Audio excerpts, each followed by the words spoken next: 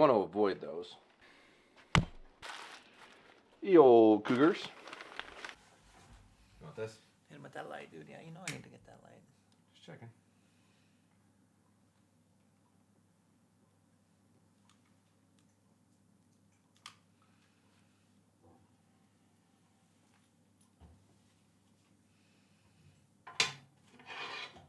I got 300. Rocking. Come on, baby. Yeah, that'll go. Take. We'll find out. The podcast might end quicker this time if it don't burn. Pop in. Popping tops. Oh, Louie. Hanging. Do we have a name? I'm pretty sure we're going to have to stick with Fireside Chats, to be honest. Everybody seems to really like it. Is it because we're next to a fire? One might think that's appropriate, and I already have a summer version planned, so that's good. Talked about that a bit. We're working on the set mic stands. Improvement, yeah. Yeah, we got, and I don't know if, you probably can't see it, but we got a super fancy, bougie audio mixing thing that Tim said we needed to have, so all right, I'll buy it. So we're ready for big groups. We can have we can have whoever you want. Yeah, is that a 4?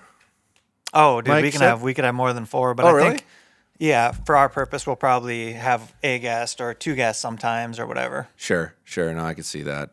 Yeah, we are going to have Grimes on. He agreed to it.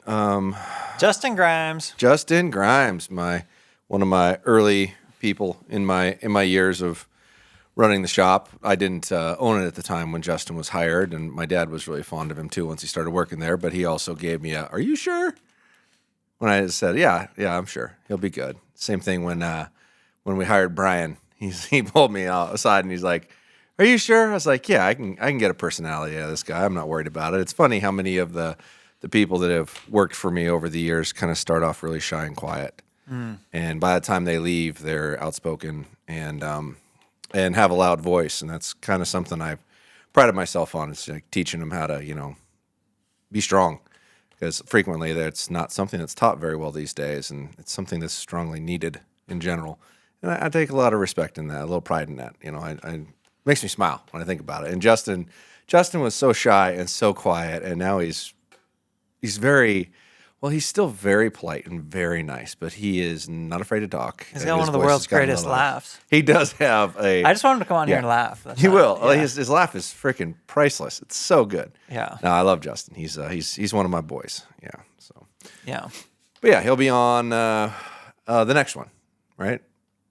Yeah, he's coming on the next one, and we're excited to have him. And then we've got a list of ideas of people to have on and see what we can organize. We are not going to do anything virtual. It'll only be in person, so they have to be here to do it, which will make it a little more tricky, but we definitely think that's 100% mandatory to have people present in order to do it. Oh, we got a doggy break. Hang on. Louie's got personal thoughts right now. Apparently Louie's is going outside. Ooh, I can shut that door now, I think. Yeah, she's going. We good. I got it. Oh, is Louis chasing the sheep? Well, isn't that kind of his nature, though? Isn't he supposed to do that? He'll be fine. They're on the other side of a fence. They'll be all right. Oh, man. Yeah, in-person podcast. That's the way we're going to do it. Yeah, I think that's mandatory. I don't like the delay, and it doesn't feel personal. Oh, it's so awkward and pausy, and yeah. When it comes down to any podcast that I truly like and have enjoyed, they always end up being in person. I agree, and I think that Rogan kind of set the standard for how you're supposed to do it, and you don't do them virtually. You do it in person. I know he did some virtually, and he complained about it a lot. But this is a cool place to come hang out. I mean, you got a shop, you got an archery range. I mean, you got the cave. It's a pretty enjoyable place. I don't know why anybody wouldn't want to come, other than time or restraints in that regard. And we got enough of people around. I think it'll be more than interesting. Hey, and we can always pod. This is true. Yeah, we do banter quite well. That's for sure. Yeah. So yeah. Well, we told the people if we get to 2,000 likes that you're going to give them a dating story. Did we get 2,000 likes? Well, I don't think we did. Is it trending? I think it could be close. I don't think we're at 2,000 likes. All right. Well, get the video 2,000 likes. Maybe dating Josh story. will tell us a dating story on the next one. Oh, it's just such an awkward thing. I know. Why do you always go to that? Like you're there quick. It's like right in the back of your pocket. I ain't said anything about you. I could make you Well, real I've had awkward. all day to scheme in the woods, and these are the things I scheme about. Well, we could talk about the time that you what popped up on a dating app matching with my daughter. Yeah. Yeah. Let's talk about it. You want to talk awkward? There you go. Let's talk about it. So dating apps are a thing that single people do. Oh my God. And I was scrolling through a dating app, and here comes this nice girl looking across, and I swiped. You swipe right, I think. You swipe right to say yes. I think you know. Yeah, but people always say swipe right or there's a direction. The Sure. physical swipe, I think, is to the right. But anyway, nice girl comes up, we match, we talk, make small talk or whatever. No plans, to be clear about this, just small talk. And she leads off eventually with, "Hey, do you know I'm Josh Jones's daughter?" Of which I didn't know. I had only met Taylor. Or I had only met Elena. Yeah. Well, she doesn't live with me, so Yeah. that would be a rando thing. That was a funny day. Let me tell you. I'm trying. Who told me that? Was it Jake who told me that? I don't know. Yeah, I knew before you. I brought it up. You brought it up. Very mature about it. Yeah. And there's nothing more than, just I think casual small talk. I think whatever. adults have the right to do what they want, and older adults shouldn't interfere. It was just like, well, I'm only going to talk about this once, and that's it, and just do what you want. It's not my business, whatever you do. But yeah, that was a funny day though. So I think if our friendship can make it through that. Tim doesn't get like nervous for the most part, and he'd look like, oh shit, what am I doing? Well, oh yeah. it's not every day you get a chance to. I didn't even know you had a daughter that old, dude. Like, I knew you had an older daughter, but I didn't know she was like of, the range for me or whatever. Well, you got to set your range awfully low there for that to work out. Well, I don't discriminate or whatever. But at the same time, she has to set her range kind of high for that to work out too. So I had a little chat with her about that. I was like, "What are you doing? Like, come on."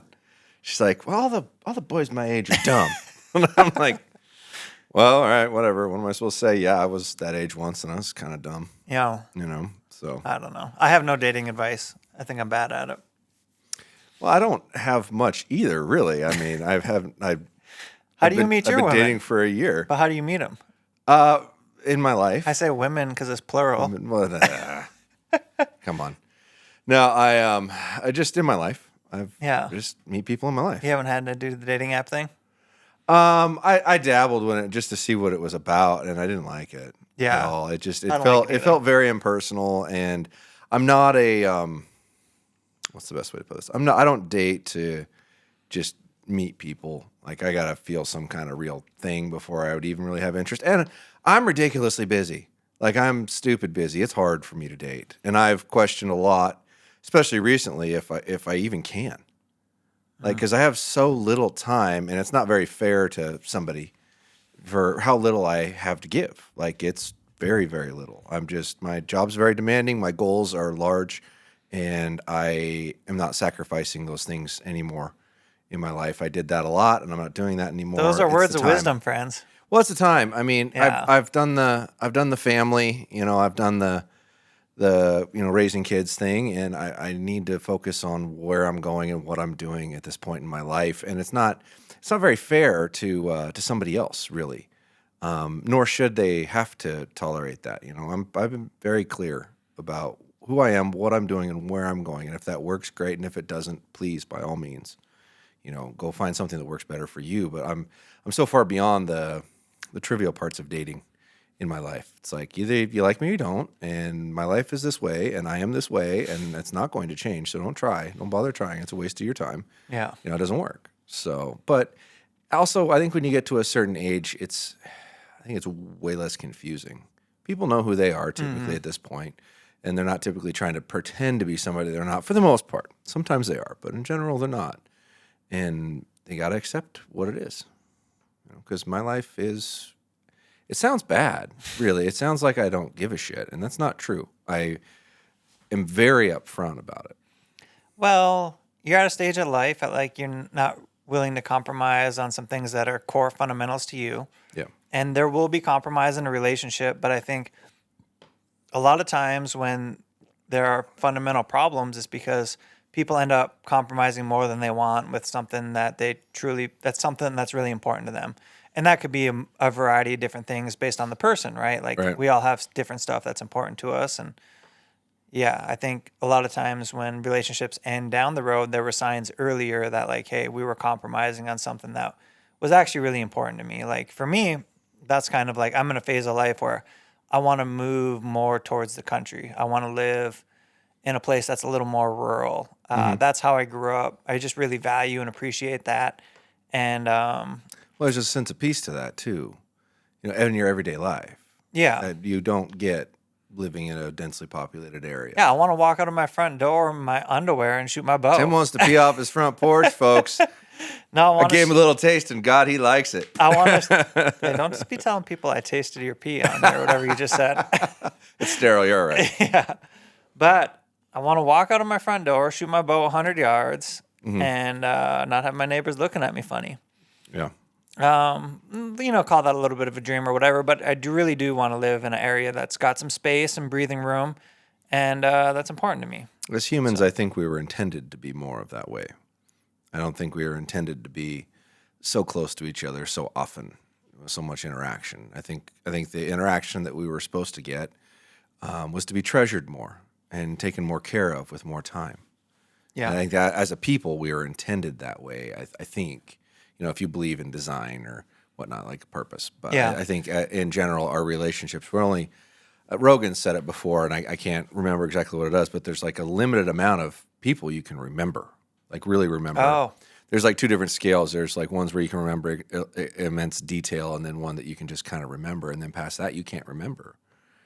And if you think about it, we interact with way more people than, I want to say it was like 150 and 450, but please don't hold me to that. I don't remember, because I just listen and kind of zone out when I'm listening, so I don't always follow perfectly. But I do recall that one, and it made a whole lot of sense to me, because the interaction you're supposed to have is supposed to mean something.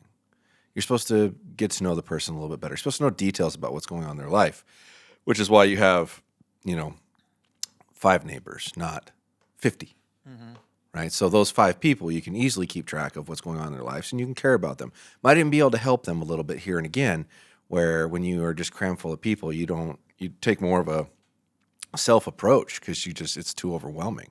You can't take care of all those people. You can't help all those people. You can't know all those people very well. And when you live out in the country and you can't necessarily see your next neighbor, you know who they are. You know what they do.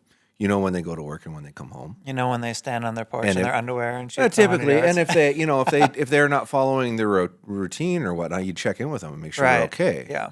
Right, because you don't have that many, and it's easier to keep track of. And I don't think people in general have turned the way we have because they're bad. I think they're overwhelmed, to be honest. I think there's just too much going on. Yeah, I mean, I certainly see some of those characteristics talking about growing up in a small town that you're describing right there. Mm-hmm. It's it's different. There's more community amongst less people, which is kind of strange, right? Well, it's not if you think about it. Yeah. Because it's easier to do Yeah. with less people. It's easier to keep track of. People watch over the kids as a whole. Yeah. All that stuff makes sense. Let's do brain games for a second. Oh, God. So you see that logo? That looks like a donkey or a mule. Okay, your brain is working quite well so far. This is also I don't know. I see a donkey or a mule. right, but the whole package is a. I don't know. What do you mean? It's a hat? Oh, sorry. Yeah, it's a hat. My brain was working. Okay, It's now not. put those two together. You're close. Think synonyms. Let me do the Jeopardy song. Do do do do do do do do. I don't know, man. I'm sorry. I'm lost. I keep thinking jackass, but Yes, you're close. You're so close. We're almost touching tips right now. You're so oh close. my God, why can't I think of Jackass hat. Jackass. Oh, ass hat. Oh, fuck. God, I'm slow. I don't think I was. No, I think that's pretty good, man. No, it's an ass hat. Who got it the fastest is Grimes. Well, far. that is right up Grimes' fucking humor right He said- there. Like, that's totally something he said does. he's an ass hat himself. He can be. But yeah, when I saw this hat and it was an ass hat, I had to have one of these. So if I can ever do merch, hopefully I can do merch as witty as this. Yeah, that is pretty witty. I like that. Yeah. I have to take that and think about it for a little bit. That's pretty dope. So you were out in the woods today, weren't you? Yeah. Yeah. Today was my first day chasing turkeys in Idaho. Mm-hmm. And I love spring turkeys. Turkeys are something that I've taught myself, basically. Like, I had never had a mentor, just kind of went out and chased turkeys. And I called in and killed the first turkey I ever really interacted with.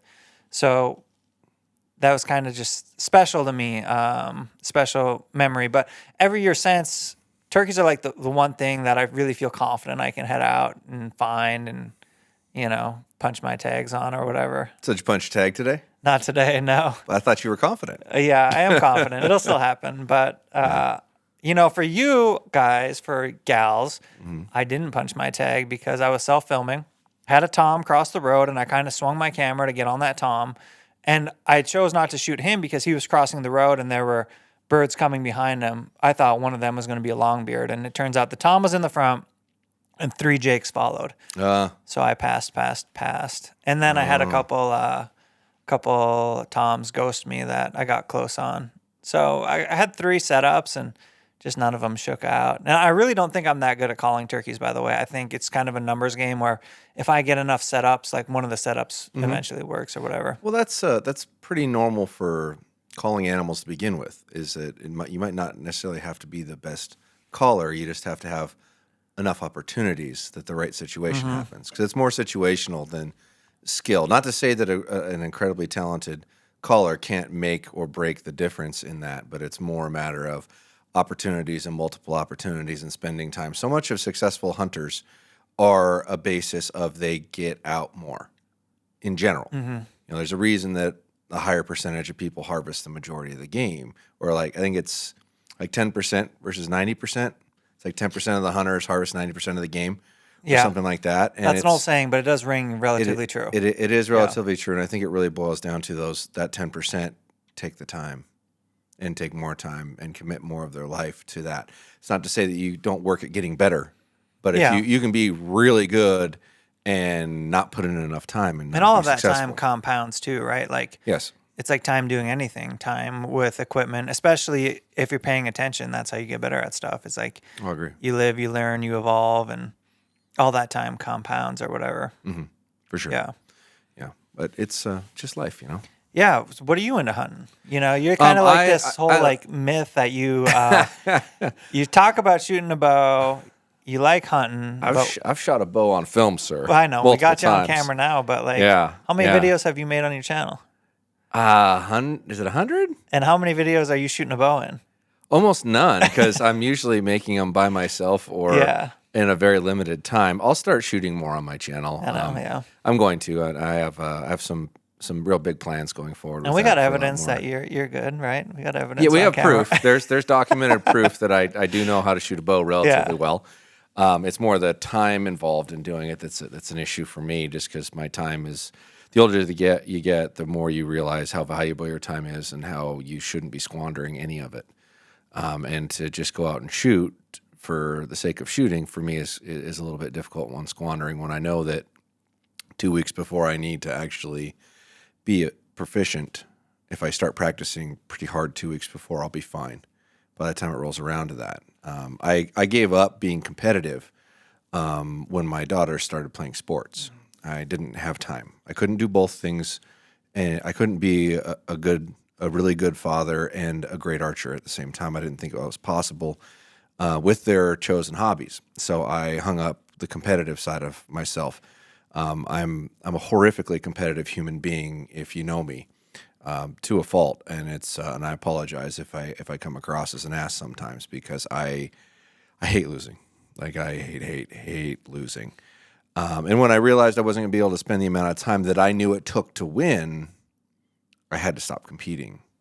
So I shot a lot of competitive archery in my late teens and early 20s and did very well, and was really starting to get to a point that I could really compete at a higher level, or at least I thought I could, on a bigger scale, more out of the state kind of stuff.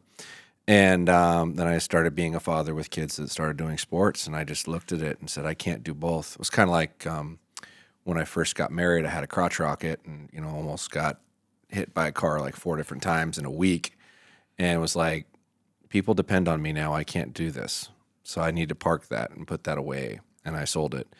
And that was something I always really enjoyed. I just knew that when I got to the point that people needed me to survive, I couldn't risk myself that well. So I hung it up.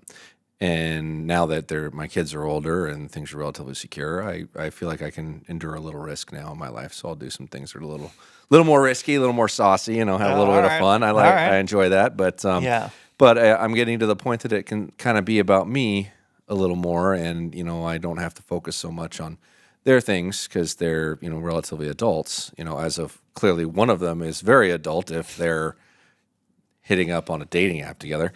But yeah, it's a different transition for me that I really enjoy. So I'm looking forward to it. I'm looking forward to spending a lot more time shooting and putting a lot more stuff on film that's of me shooting, because that does. Not only do I enjoy being able to do it, you guys tend to enjoy it too. It's notable when I make something that has that.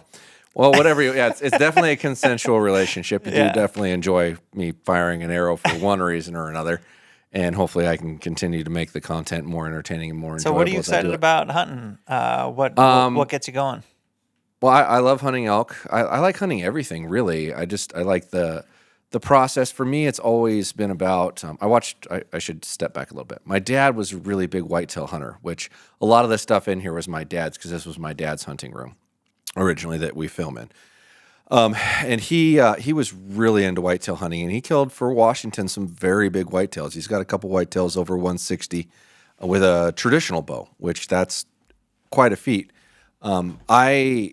In my late teens, early 20s, I hunted mule deer a lot in open country scabland and really enjoyed that. We had some family property that it was farmland out in the scab, and there was a lot of little coulees and pockets where you could like spot something from a long ways away and relatively sneak up relatively close to get a shot at them. And I enjoyed that for a little while, but I always wanted to elk hunt and never really felt like I had the right time or the right setup. And it also was an issue of knowing I needed to take at least a week to do it, where like your typical deer hunting, I could get away with a weekend and it wasn't that bad. And I didn't have that kind of time. Once I hit the point that I could actually take a week or two off, I was going to go up into the woods all by myself, and a good long-term friend of mine, Bob Turpin, I told him what I was going to do and where I was going to go. And he's like, "Are you serious?" And I'm like, yeah, I'm just going to go in the middle of this freaking hole and go try to find an elk. And he's like, "You're going to die." I'm like, "What are you talking about?" He's like, "No, I'll take you elk hunting. You can go with me." And then I ended up hunting with Bob for many, many years. Had a really good time. Learned a lot about elk hunting in North Idaho. Learned to use road systems effectively to try to cover ground and not have to walk as far. And this was, 20-something years ago when the elk weren't as wise and there wasn't as many people hunting. You got to see the glory days of North Idaho? I got to see the glory road hunting days of North Idaho. Damn. Where you could call a bull to the road back in the day. And it was a lot of fun, but it was never all that successful. And I got out a lot, and it wasn't for lack of trying. And then my cousin, Justice Snyder, who is my best friend, had told me one day, he's like, I think I want to try this archery thing. He's a rifle hunter forever. His family lived in the Frank Church Wilderness for a period of time. I want to say it was like 6 years. How do you live in the wilderness? Well, there is a small little spot in the middle of the Frank Church Wilderness that was a mining town. Oh. And there are 10 parcels or 12 parcels that all have cabins on them. And Justice's dad, he got kicked in the face by a mule, right, and almost died. And he came to and came out of it and said, "That's it, I'm selling everything and we're going to go live in the wilderness." And they lived there for, I want to say it was 6 years. Don't hold me to that. Damn. I'll have to ask him. Yeah, so his younger years, in fact, my dad's first elk he ever killed, Justice was with him, and it was in the wilderness. He killed a cow elk with a longbow with wood arrows. His first elk he ever killed, and Gangster. my cousin Justice was right behind him. I was too young to go. at the time, and he was right with him. And they lived out there off the land, and they'd take horses and take off for 3-4 weeks, going elk hunting, and leave my aunt and the other kids at the cabin to fend for themselves. And It's pretty cell phone too, right? oh yeah, this is like real Think of how- hardcore out of the wood shit. Think man. how It's, different relationships were when you could walk out the door, have no communication, and then come back weeks later. Yeah, it's odd to think about now. Yeah, right? it's weird, right? It's bizarre. But yeah, anyway, he had always hunted with a gun, muzzleloader and rifle, and was very accomplished. Like, he's killed a ton of elk. It's 30-something elk, somewhere around that vicinity, in his life. He's a little older than me. I want to say he's 4 years older than me, or 3 years older than me. But yeah, he's hunted elk his whole life, hunted animals his whole life, and he came in and told me one day that he wanted to try archery. So I said, I'll tell you what. Thank you. If you want to try archery, I'll take you hunting and we'll elk hunt together. And 2 years later, or was that the first year? No, it was the second year. Went out the first year, not so great. Went out the second year, he killed his first elk, and then I killed an elk 2 days later in the same spot. And we hunted together for several years until my buddy Greg roped me into hunting with him, and life got busy and chaotic to where I couldn't take as much time. My 2 weeks turned into 1 week, and it seemed to be a little much. And then we kind of drifted apart. And then, ironically, I think it was the year my dad died. Before he died, I'd actually, he doesn't know this. The year before, I called his wife, and I was like, hey, I hope you don't mind. I really wanted to try to see if Justice wanted to start hunting together again, because I really miss it. It's been very hard for me not spending that time with him, but I don't want to disrupt anything you guys have going family-wise. So rather than ask him, I want to ask you, is this going to be okay? Like, I didn't know if she was trying to get into bow hunting with him or anything like that, or if it was going to be a conflict of time, and I didn't want to create a problem to where he might have made a different choice. And she was totally supportive and whatnot, but I ended up not asking him that year. I asked him the next year. And then we were supposed to go hunting for, I want to say, a week and a half there in that September when my dad died. And we only ended up hunting a couple of days because, was an upheaval because he died during that hunting season. But I was so grateful that I had kind of rekindled that family friendship, because I didn't know how important it was going to be to me until, my father figure died. And then I only have a couple other older men left in my family. One of them is Justice's dad, who I've always had a good relationship with, and then a couple other uncles that I still have kicking around we've always been good. But I had more of a relatable relationship with his dad, and then having him for support. He was one of the first people that called me, and he was wrecked. He was more wrecked than I was. Yeah, my dad meant a lot to those people. He was just anything and everything you need, just whatever, don't care. And him and his brothers and our brother-in-law, I guess, Walt, and a couple other people came over later that year, and we replaced my mom's deck when she was out of town and redid all that. And yeah, they were always just right there. Whatever you needed, something didn't matter. Whatever we need to make Kathy feel like things are going to be okay, we'll do. But I was so grateful that I did that when I did that, because it came in really.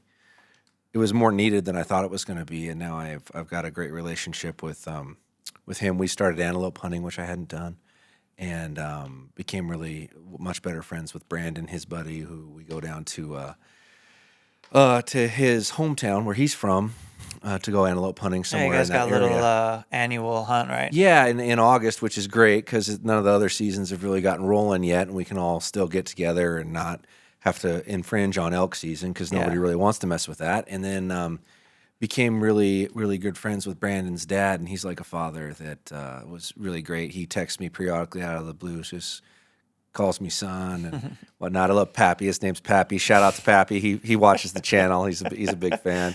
But yeah, it's so funny that, I have a hard time believing that there's not a plan with all this stuff when I look back on it, because like I inherited another family right after my dad died, to where I had more father figures in my life that, they'll never replace my dad, but I have some, it's just weird. Like none of it you look at the timing of things, and none of it really makes any sense. But it was all what I needed.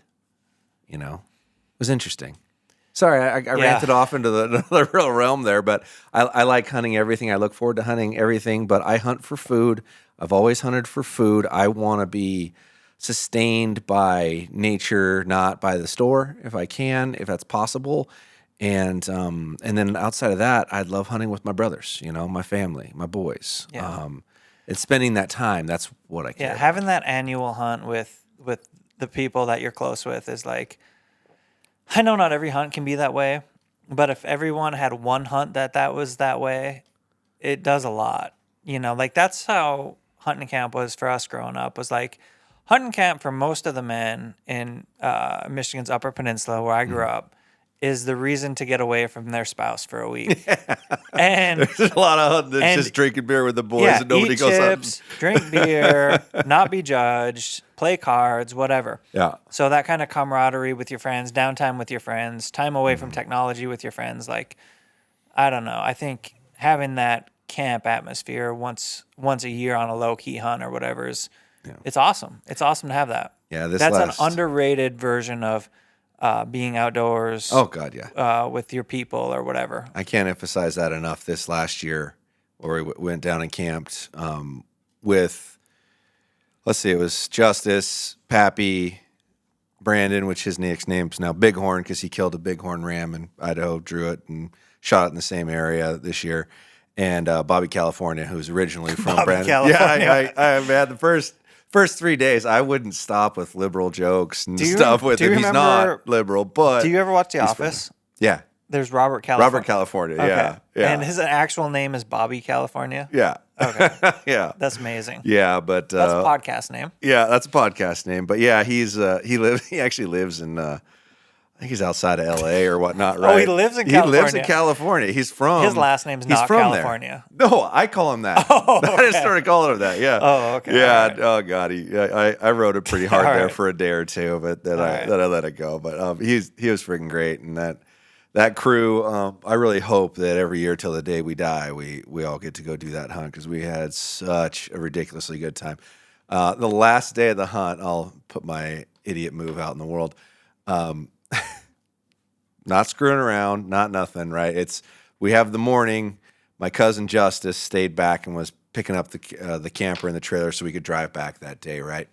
And I'm driving the General, and Bobby hasn't shot, and Brandon's in the back drinking White Claws because it's past 8 a.m. That's Brandon, and he's tagged out, so he's got nothing else to do, so he's just screwing around. And I go to whip the General around quickly to run over to the next little ridge before we ran out of time because we were still trying to get Bobby an antelope because I shot an antelope, Justice shot an antelope, and Brandon shot an antelope. We were down to one guy because Pappy likes to drive the rig and just kind of hang out, but he's the camp hand. He is but yeah. he just wants to be with the boys, and he's a dad to all of us. Camp so or whatever. Yeah, he's cool. awesome. But in any event, I tried to flip a bitch in the middle of the dirt road and roll the General. Oh no! And it was Bobby's General, and dude, he pulled that thing off the rack originally. It looked like it'd just been waxed. Like it was perfect. I felt so bad. Oh man, I've driven one of those things at crap ton. I've never had a problem. I didn't realize it was in 4-wheel.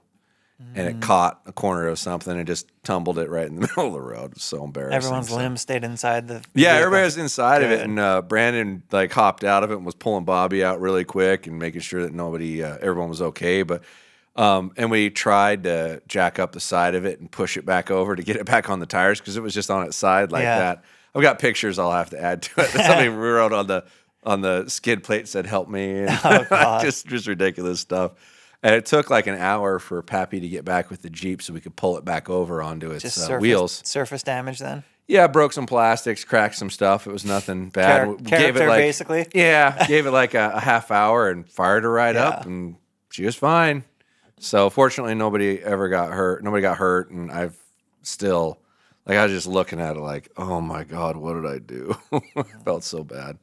But yeah, those boys, such a great time, and I don't know if I'll ever be able to get enough of that. That was the camaraderie you get with your fellow man in that environment where you're all stepping away from your busy, chaotic lives. I mean, Bobby has a big electrical business down there, and he's super busy. And my cousin's a builder, and he's here in town. He's super busy. And then Brandon's also an electrician, which is funny. He has his own business, and he's super busy. I mean, and I have my own business. We're all business owners. We're all busy as hell.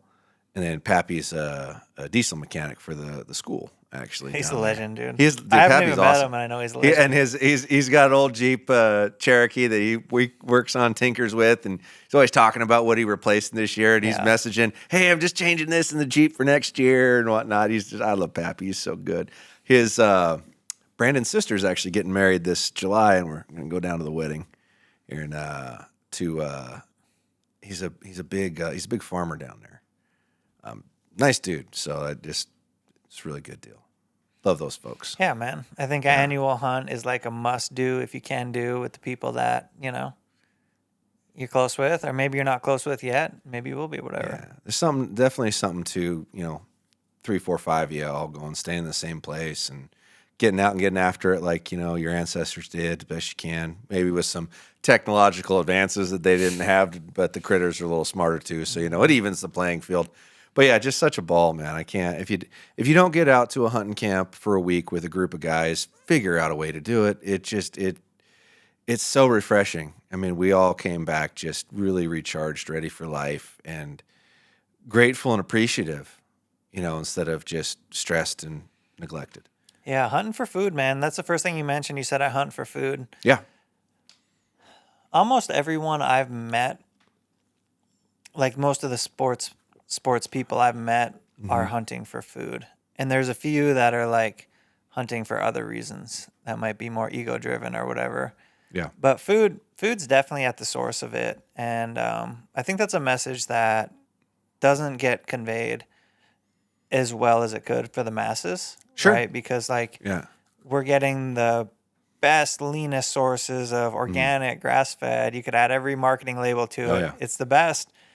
And not everyone understands and knows that, and also doesn't know the effort that comes to put those things on your table. For sure. Like every now and then you'll get an easy hunt. Those are a blessing because for every one you get, there's 20 or 30 that aren't.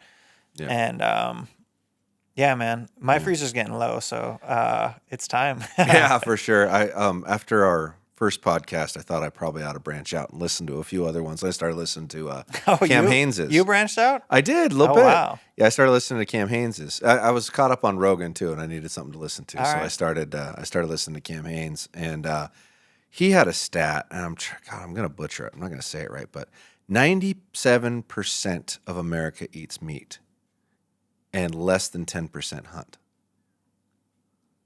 So how in the world, this is a number we need to really wrap our heads around in a hard manner, because hunting is not popular. Hunting is not seen in a positive light by a decent percentage of the population. But 97% of those people are eating meat. How in the world do we get this to relay into their head that the way I'm doing it is way more ethical than the way you're doing it? Or even not even to judge what's ethical or not, but Except just be it's the okay same. with it, Yeah. And know that, hunting is managed by state game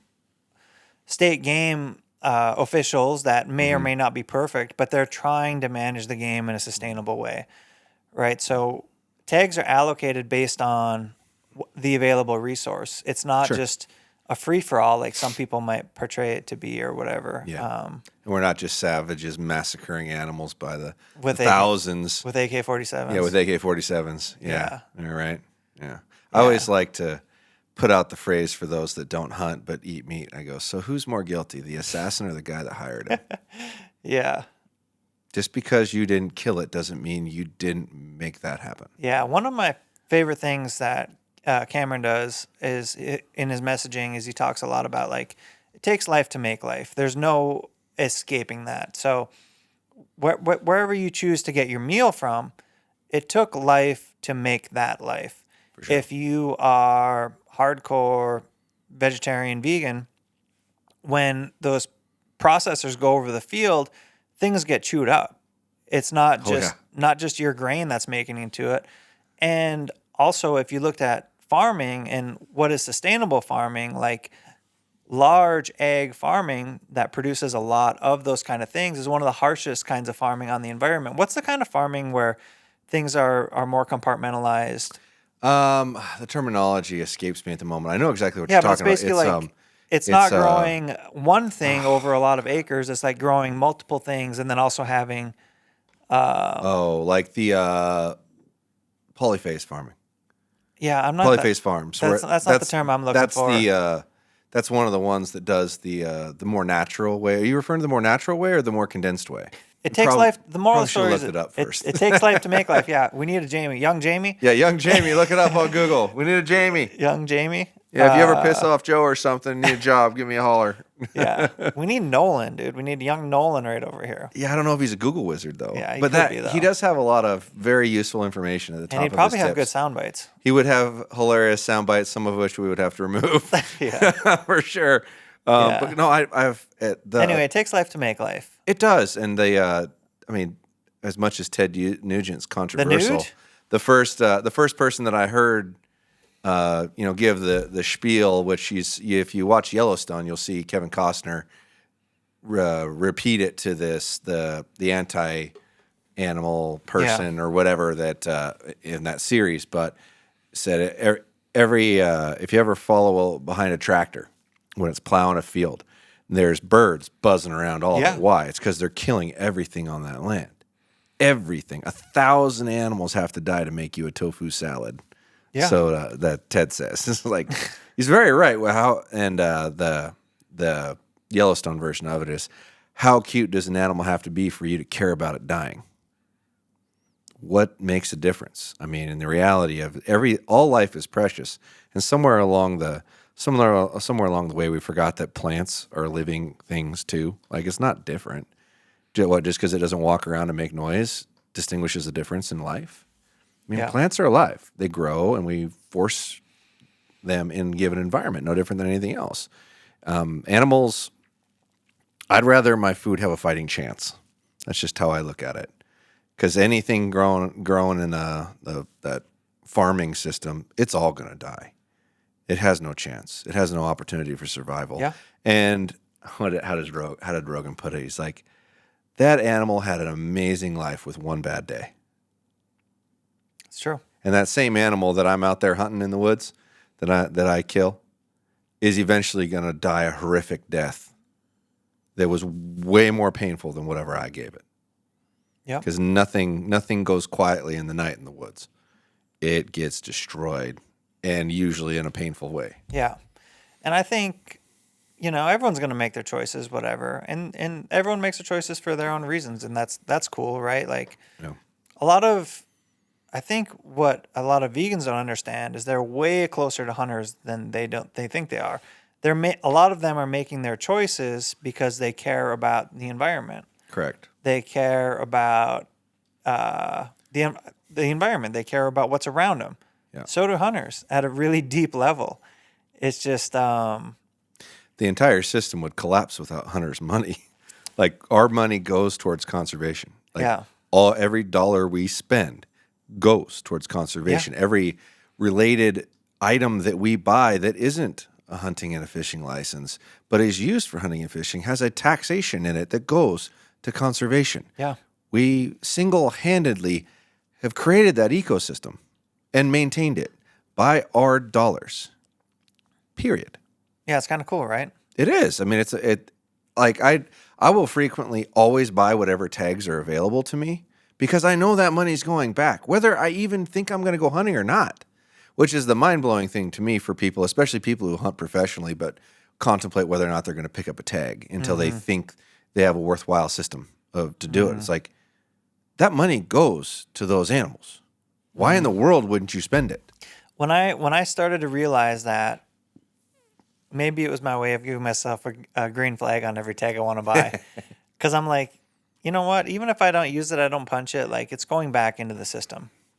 Yeah. I've purchased more tags than I have more than double what I have filled. Because every year in Washington, I buy a deer, elk, bear, and cougar. Every year. Yeah. Every tag they'll let me buy. And I have rarely filled more than 2 of them. It's pretty common not to. I mean, I've bought a cougar tag every year my entire hunting life and have never killed cougar. I bought one for in case I had the opportunity to shoot one. Maybe not have killed a cougar, but I found some. Well, I found some. Just never killed one. Never had the opportunity. Never had the right opportunity. Killed them would be a bad word for it, but maybe you harvested some or whatever. Sorry, I never had the opportunity to harvest a cougar. No, I'm not. I'm talking about Jesus, you're talking about you're dating again. I'm talking about the cougars that you're chasing around. I man. don't know. What the definition of a cougar? Yeah, what is that? Why do you go back to that every time? I don't know, man. I don't know. It's all in good fun. I hear you. Every time you're running right back to the dating scene. Oh man. Yeah. So let's see. You're turkey hunting. I'm turkey hunting. And then we got bear, man. Yeah, when's your bear hunt? Which, for those of you that don't hunt bear in the spring, you really need to think twice about that. One, as a responsible hunter, you should be paying attention to any predator hunting season, period. If you want deer and elk, you need to kill bear, cougar, and coyote. You just need to. It's part of the deal. And they're not going to waste. I mean, bear meat's really good. Just make sure it's cooked all the way. I've had cougar meat. It's really good. I've never shot one, but I've had buddies who've shot one, and it's incredibly good meat. But if you want fawns to survive, if you want calves to survive, the animals that mostly harvest them are bear and cougar. More cougar than bear. And wolves, but depending on where you are, whether or not you can hunt them or not. But if it's got claws and teeth, it's eating the same animals you tend to want to eat. So if you're not focusing on hunting those animals, especially when there's not other big game seasons available to you, and you got nothing to do, I mean, I would love nothing more than to see everybody spring bear hunting where there's bear. Yeah, like everybody. The easiest 30-second sales pitch in the world is like, you're hunting in the spring. You are big game, tuned and ready, and spending time in the mountains in the spring. You're 90 to 120 days ahead of what most people are with their hunting season because you were forced by that deadline to be ready for a big game animal that's amazing. Bears are so unique and different. And if there's a spring season, there's a fair amount of bears. Like Idaho has plenty of bears. They're not the easiest thing to find or hunt, but if you spend your time doing it, you will find bears. Oh, absolutely. Yeah, and they're good, man. Like, I think I've had so many conversations about bear meat with people, but I think the poor experiences with bear meat, this is just my take. Tell me what you think. Sure. Poor experiences with bear meat come because bears run hot, and sometimes people will get a bear that maybe they just ran 2 or 3 or 4 or 5 miles with a dog, and then they took that bear to town 4 or 6 hours away, or time expanded to weigh it or whatever. Mm-hmm. They don't get the skin and the hide off of the bear. If you get the skin and the hide off of a bear, that meat is very good. Like my favorite meat that I've had, and I haven't tried moose yet, but is like elk is right here, bear is just underneath it, and then whitetail would be a few notches below bear for me. Yeah, I agree. I eat bear meat a lot. I usually prefer it in some form of sausage just because it's a very oily meat. It's akin to pork. It's similar to pork, but they're very, very, very oily. If you've ever skinned out a bear and it's not freezing ass cold outside, it's like you covered your hands in oil. Fat, yeah. The fat of it's super oily, so it's very hard to get off. You ever cook with bear grease? I haven't. It's on my list. Yeah. I want to get my cabin built and whatnot, and then shoot a bear up there somewhere, and then render it down. My buddy Jake, whose opinion I trust, just told me that he's like, "Hey, we got a bunch of bear grease off my last bear. That was a medium-sized fall bear," and he's like, "Dude, I'm sad I'm out of it. We just ran out of it." He's like, "It's my favorite new grease to cook with," and he's tried all the stuff like butter, ghee, coconut oil, avocado oil, all the oils, and he said bear grease was his favorite. So I got to try it. The bear was heavily sought after in pioneer days. Yeah. Because it had so many versatile uses and the meat kept better. Yeah, and I've always been told that there's no better pie crust than pie crust made with bear fat. Really? Yeah. Oh, now I'm intrigued. That's the pioneer day stuff. Yeah, that's true. That's the true. Same thing. It's the same deal. Yeah, so moral of the story, get out and hunt bears, please. Pretty please. Yeah, so I'm going up to Canada, formerly planned hunt, going up to Canada, going to spend some time with an outfitter, and they're running a bear bait program. So we're going to show up and hopefully get some tags punched on bears. and It's do some exciting. kind of like, I don't want to call it testing, but it is kind of testing where, the opportunity to shoot at stuff is hopefully available. And I want to try some different broadheads and stuff and just kind of testing's not the right word, but trying, what's the right word? Trying. Well, I want to try different stuff to make sure it works or whatever. I think testing is a decent word for what you're doing, but the reality of it is if you're trying to build something to hunt elk with and you want to see how it's going to do, Yeah. right? A bear is an awesome option because one, the skin's thinner, the meat's softer, so it's way easy to penetrate. So to get an idea of what it's going to look like, if you shoot something that's maybe a little more risky on an elk, it's probably not going to be a problem on a bear. So and you're typically shooting a relatively close shot too. So it's like, if you want to try out different broadheads to see what they actually do on a real world situation, it's kind of hard to beat a bear. But it's an outfitted trip. I'm going up with my dad. We're road tripping into the deep Canada. When's the last time you hunted with your dad? Last spring. I've made a point out of doing it every year the last couple of years. We've gotten turkey or bear or whatever. He's come out here. Awesome. And but when's the last time I went on a road trip with my dad? Right. It's been a long time. So I'm just looking forward to seeing all of Canada, soaking it in, and spending some time chasing bears. Bears are like slowly working their way up my hierarchy. I really appreciate them. And there's supposed to be some big bear genetics up there. I don't know. I mean, a big bear is a big bear, but we'll see. Yeah, it sounds like a good time, man. Yeah. Looking forward to it. Hoping to do the same. Yeah. I have a bear tag in Idaho too that I haven't even gone out yet, but there's probably still too much snow. I mean, it's open, but what's the date right now? It's the 24th. Yeah. Yes, 24th. I really like spring bear hunt in our area as it gets into May, and then all the way through May, even into the beginning till Father's Day, can be really, really good. Yeah. The access into our mountains just progressively gets more and more and more. And the early dates, you can certainly do it, but it's hard to get very far into the hills. For sure. Well, unless you got the general tracks. And all it takes is coming around one corner. Yeah, general tracks. Come around one corner, and it's a north-facing corner with a lot of snow, and it's like you might have made it miles, and then wham, there's your wall. Yeah. Yeah, and it's still, a half mile from where you wanted to be. Yeah. When you're looking on your map, and then you're screwed and you turn around. Yeah. Which is always the frustrating thing with when they have their seasons. And so you got Idaho bear tag. Got Idaho bear tag. I'm also supposed to go to Canada. Yep. Possible Canada spot. And then the next thing after that will be my antelope, which it's a guaranteed archery draw in Idaho, so I'll draw it. You going to mess around with turkeys? What's your hot take on turkeys? I hunt for food. Yeah. That's not very much food. Have you ever tried turkey nuggets? Don't tell me because it's fried, it's good. All right. Have you ever tried a turd? It'd probably be good, Tim. But no, I mean, I'm sure it's good. That's not it. It's how much time am I dedicating for how much return? Because once again, what did I start with today? Time is my most valuable thing. Yeah. And if I'm going to put effort and energy into hunting something, which I do enjoy, but I have limited amounts of time, do I want to come back with 5 pounds of meat or 100 pounds of meat? Yeah. Or 70 pounds of meat or feel 120 pounds of meat. So I try to mainly focus on big game hunting, big game animals, period, because once again, it boils down to meat. Will I try to shoot a whitetail every year? You bet. Will I try to shoot a mule deer in Idaho every year? Yeah, as long as I have that opportunity, I'll keep doing that. Will I try to kill an elk in Washington and Idaho? You bet. Will I try to kill a bear in Washington and Idaho and possibly Canada? I will try every time.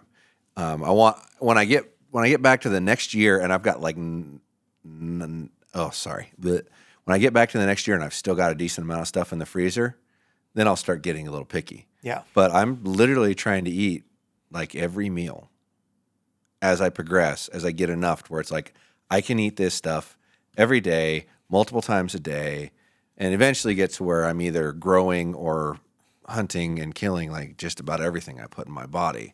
I have a unique setup here. I have chickens. I'm trying to cultivate a pond that I have for fish, that I could get fish out of it. And it might be a little tricky to find something that's good in that environment overall, but that would be nice. And then I have a big garden out there that's all irrigated and whatnot, so I can grow food. Oh, I didn't know you guys had a garden. Oh, yeah. Yeah, there's a big garden out there. It's got a 6-foot fence around it so the deer can't jump into it because a 4-foot fence and the deer would go in it. The bastards. Yeah, well, they're opportunistic critters, man. They Yeah. try to get it. That's just what they do. So, yeah. Yeah. So that's just I want That's to cool. I want to know what I'm consuming, and I want to feel good about it. Mm-hmm. Not think about it. You get past 40, you start paying a lot more attention to stuff. Mm-hmm. Yeah. Just Yeah, I had a reality. friend who would always say, as you get older, it's like a car. As a car gets older, it just needs a little more maintenance. Right. And there's some truth to that. Like, Yeah. those old cars can still run good. Yeah, you just gotta keep on top of them. Get I a got little to more stretch maintenance. quite a bit more these days than I used to have to. A little more grease on the joints and Yeah. a little more regular maintenance. But yeah, Yeah. yeah, no, I like that. I in a perfect world, I would do the same. I don't have the space to garden, but in the future, that would be a really cool hobby. Which broadheads are you going to use? Have you decided? No, I want to talk to you about it, but I think the Grim Reaper, the hybrid, it's got a fixed and a mechanical coming off of it. Yeah, the micro hybrid. Basically, I want to punch a big hole in a bear. Mm-hmm. Bears, we want them to bleed because their hide can take up a lot. And The fattiness. I haven't seen a blocks good hole, too. arrow not pass through a bear. Yeah, the skin's really thin. Like, if you go to cut one up, it's so much thinner. You cut an elk hide, and they're freaking thick, man. So I don't want to focus on penetration, which is in vogue, or it has been in vogue in our industry recently or whatever. I want to focus on making a big ass hole in that bear and it not going very far. So I like that. I also was looking at the Carney 4. It's a 4-blade expandable. Yep. Big, wide, And cutting then one's diameter. bigger than the other. So you got one big cutting side and then a slightly smaller cutting side. So Yeah. it would cut more like a 2-blade with a bleeder would, but a lot bigger hole. Yeah. So those are what I'm thinking about. What do you think about that? Well, I think those are great choices. I was doing the same. I wanted to try something new in an animal that I knew wasn't going to be a challenge to take down. But I think both of those are really great choices. Although if you pay any attention to what I say, it's like you got to have steel or titanium and nothing else. And when it comes to bear, I'd probably feel a little differently about that because you're not hitting as hard of stuff, so you're less likely to bend. And both of the broadheads you mentioned aren't steel because they hardly make any. The Fatal Steel in their line is a complete steel mechanical. But I also think there's some valuable things out there to try, although it's not a mechanical, but there's a B3 broadhead that I thought was pretty neat that I wanted to try and see how it flew. But it's like got a curved contoured blade to it, but it's a fixed blade. Thought I might give that one a try just because it looks like it'll fly really good. I'm trying to find the broadhead that flies the best at distance, like really, really, really tight groups. And there's a couple out there that are common that are relatively good, like the Quad Exodus. That thing flies really good at distance because it's got very little surface area. Yeah. But the construction on the B3 intrigues me a little more because it looks a lot like that. So because I think I'm going to end up using that head for long distance hunting stuff going forward in the later parts of the year, I wanted to shoot something with it and see what the wound channel looks like, what the hole looks like. Not because I want to kill a bear with one, because I want to see how it performs in that in that option. And then there's a couple of mechanicals out there that are real intriguing, but like I said, I keep gravitating away from stuff that isn't steel. Thorns are really interesting. They look really good. Slick Trick's got a couple interesting looking ones. They've got a fixed with a mechanical blade. And somebody else was sending me another fixed with a mechanical blade that looked pretty freaking cool. Severs have been hot for a while. Severs are, but I had at least 3 people that are pretty tight with me not have good results this last year elk hunting. Yeah. And to me, that's the Ulmer Edge broadhead. It's technically different, but I used those for a long time. I know how they perform. I know how they work. And I don't see how that broadhead's going to be any different than what I already experienced. And I had a lot of good luck with that head. In fact, when they stopped making them, I have a relationship with Dan, and I called him up, and I'm like, "What do you have left?" And it was in my early closeout or clearance days when I was still dabbling with the online stuff and not running a full-fledged online store. And I bought everything they had. I think I sold 4,000 packs of those broadheads. Nice. And they had one, I can't remember if they released it or not, or if I just bought up what he had. They had a steel Deep Six threaded Ulmer Edge, and I loved the Deep Six system. It was sweet. If you could find a good broadhead to mate with it to be able to functionally use a 166, and they still make that, but there's so few broadheads for it, which sucks. But yeah, they were good heads, but it wouldn't, to me, that wouldn't be an experiment because I already know how they work. Sure. And I think they work fine. If you want a 2-blade rear deploy style broadhead, it's a good way to go.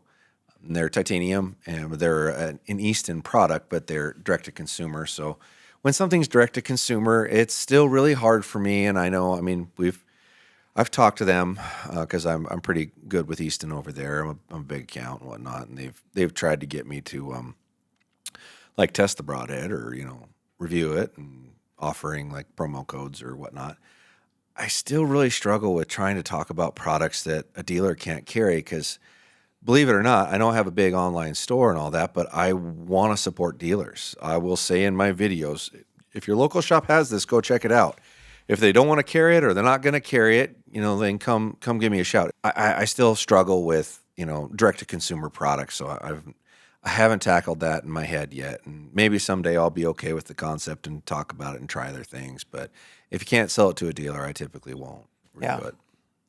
Well, a concept I'm okay with is the people subscribing to wherever they're seeing this. Like and subscribe, baby. Like and subscribe. We got to wrap it today. This is 3 of our 4-part test pod. Yep. So next episode, we will get you some directions because it's gonna be a thing. The people have already. It looks like the people have spoken, but Yeah, we want it to do well, but let's not let that cat out of the bag, though. You need to view these things. You need to comment back. We need to hear. We need feedback. You need to push us. It's doing well though, but yeah, it's gonna end up being a thing. We'll talk about that. We'll figure out a place for this to live and breathe and get you some directions in the next podcast. And yeah, man, that was fun. Yeah. It's just we have no plan with these things too. She's like, let's just start talking. See where it goes. Having no plan is a plan. You ever I like think about that? I like it. You ever think about that? Think about that. We'll see you back for the next one. Peace. See, I fucking hit the camera. Fucking told you. Josh. God damn it.